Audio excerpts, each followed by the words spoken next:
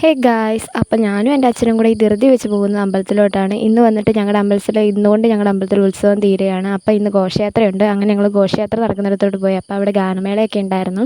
അതുപോലെ തന്നെ ഘോഷയാത്രയ്ക്കുള്ള ആൾക്കാരൊക്കെ അവർ സെറ്റ് ചെയ്യുന്നുണ്ടായിരുന്നു. പിന്നെ കരകാട്ടക്കാരൊക്കെ ഉണ്ടായിരുന്നു. അതൊക്കെ കാണാൻ വേണ്ടിയിട്ടാണ് ഞാൻ അങ്ങോട്ട് പോയത്. കാരണം ഞാൻ സെറ്റ് സാരി ഒന്നും ഉടുത്തിട്ടില്ലായിരുന്നു. കാരണം അവിടെ നിൽക്കുന്നവരെല്ലാം സെറ്റ് സാരി ഉണ്ടായിരുന്നു. ഞാൻ പിന്നെ അത് കാണാൻ വേണ്ടി പോയതാണ്. അതുകൊണ്ട് ഞാൻ ചുരിദാർ ഇട്ടിട്ടാണ് പോയത്. അതുകൊണ്ട് തന്നെ അവിടെ നിന്നവരൊക്കെ എന്നെ കൂട്ടത്തിൽ പെടാത്തതിനെ പോലെയാണ് നോക്കിക്കൊണ്ടിരുന്നത്. അതൊന്നും നമുക്ക് പിന്നെ വിഷയമല്ല. ഒന്നും അല്ല ശ്രദ്ധിച്ചുകൊണ്ടിരുന്നത്. ഈ ഇരിക്കുന്ന കരകാട്ടക്കാരെന്താ എണീക്കാത്തതെന്ന്. അങ്ങനെ ഫൈനലി അവർ എണീറ്റ്. കാരണം ഞാനത് കാണാൻ വേണ്ടിയിട്ടാണ് പോയത്.